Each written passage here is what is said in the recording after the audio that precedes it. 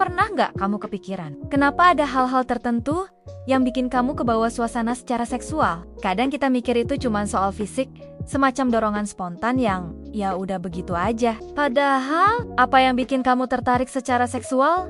Itu bisa nyeritain banyak hal tentang diri kamu lebih dalam dari yang kamu kira. Di sini, kita ngebahas seks bukan buat sensasi, tapi buat ngasih ruang aman supaya kamu bisa ngerti diri sendiri tanpa rasa malu. Karena, jujur aja, hal-hal yang bikin kita panas kadang justru ngungkapin apa yang sedang kita cari dalam hidup.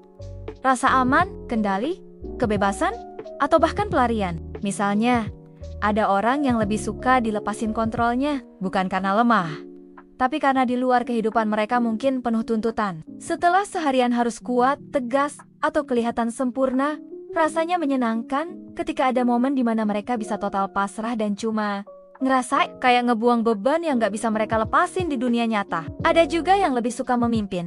Buat sebagian orang, itu bukan soal kuasa berlebihan, tapi karena di hidup sehari-hari mereka justru sering ngerasa gak punya kendali. Di suatu ruang kecil dan penuh kepercayaan, mereka bisa jadi versi diri yang lebih yakin, lebih mantap, dan lebih bebas. Menariknya, banyak penelitian nunjukin kalau orang yang suka berada di posisi ini cenderung lebih percaya diri dan lebih stabil secara emosional dibanding kelompok lainnya. Terus ada lagi yang hobinya berkutat di area yang sering banget jadi bahan meme. Kaki? Kedengerannya aneh, padahal lumayan banyak orang yang mengalaminya.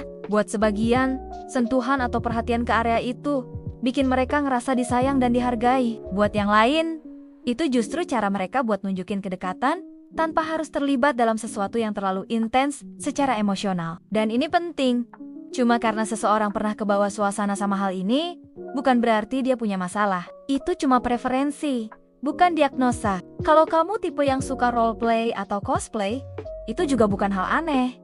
Kadang kita cuma pengen jeda dari rutinitas. Jadi karakter lain bisa bikin kita ngerasain versi diri yang gak bisa muncul di kehidupan biasa, lebih liar, lebih bebas, atau lebih berani. Selama semuanya dilakukan dengan nyaman dan penuh persetujuan, itu bisa jadi cara sehat buat ngasih napas pada hubungan maupun diri sendiri. Akhirnya, fantasi seksual itu kayak pesan rahasia dari diri kamu sendiri. Mereka nggak selalu literal, tapi bisa jadi petunjuk kecil tentang kebutuhan emosionalmu, tentang hal-hal yang kamu cari, kamu takuti, atau kamu pengen rasakan. Jadi, pertanyaannya sekarang, apa yang sebenarnya tubuh dan pikiranmu? Coba sampaikan lewat fantasi yang kamu punya. Setuju nggak sama insight ini? Coba tulis di komentar kalau kamu nyaman berbagi. Dan seperti biasa, tetap baik sama diri sendiri, karena memahami diri itu juga bagian dari cinta.